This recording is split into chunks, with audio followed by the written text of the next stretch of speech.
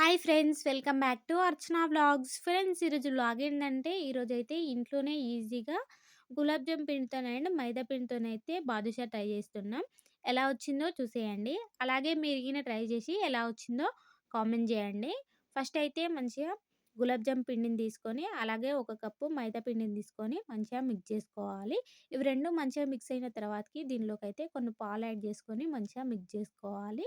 అలాగే కొంచెం అయితే నెయ్యి యాడ్ చేసుకొని వీడియోలో చూపిస్తున్న విధంగా పిండినైతే మంచిగా మిక్స్ చేసుకొని, కొన్నైతే వాటర్ యాడ్ చేసుకుంటూ వీడియోలో చూపిస్తున్న విధంగా పిండినైతే మిక్స్ చేసుకోవాలి.